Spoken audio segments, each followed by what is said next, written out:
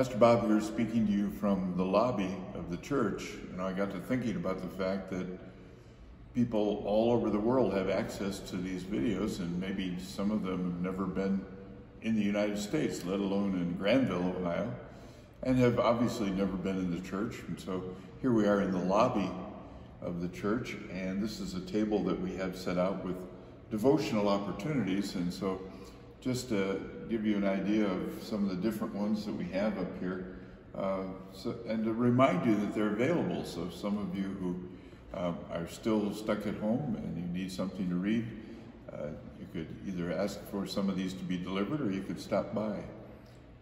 What I really wanted to talk to you about today comes from the Sermon on the Mount in Matthew's Gospel.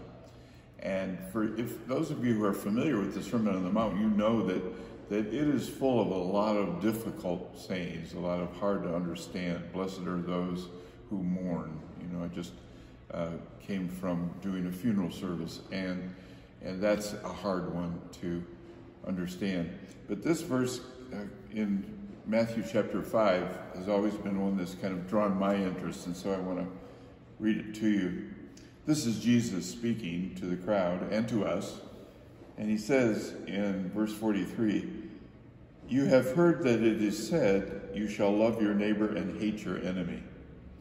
But I say to you, love your enemies and pray for those who persecute you, in order that you may show yourself to be sons of your Father who is in heaven.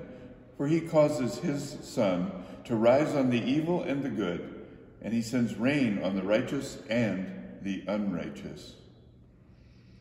So we look at this, and then we compare that to the end of the Revelation, where the whole world is rejoicing over the fact that evil has been put away for good.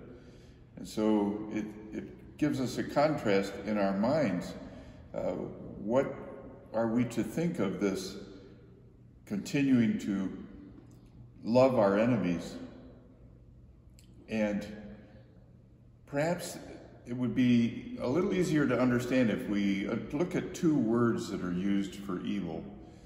These are two Greek words, and they're almost always translated evil, but they're very different words. The first one is kakos, and it is having an evil character as part of your makeup, your character. And the other one is poneros, which is evil influence. And so as I thought about these two words, I realized that we are to continue to love our enemies, because our enemies have been blinded by evil many times. They just cannot see the truth, and they can't understand. And so if we hate our enemies, if we put them down, if we completely disregard them in any way, what is the opportunity going to be for them ever to open their eyes and see the light? And so Jesus is encouraging us to love our enemies, to reach out to our enemies, because they may be able to regain their sight. And if they do, then they too become children of God, members of the kingdom.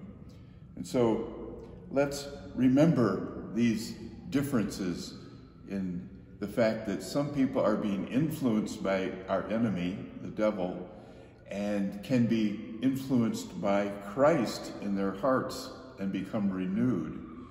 And so let's not look at them as being evil itself, but being influenced by evil. And let's pray for each and every one of our enemies that they will be influenced by good.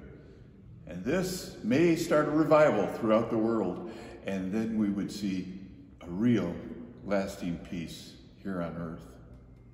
God bless you, and remember, love your enemies.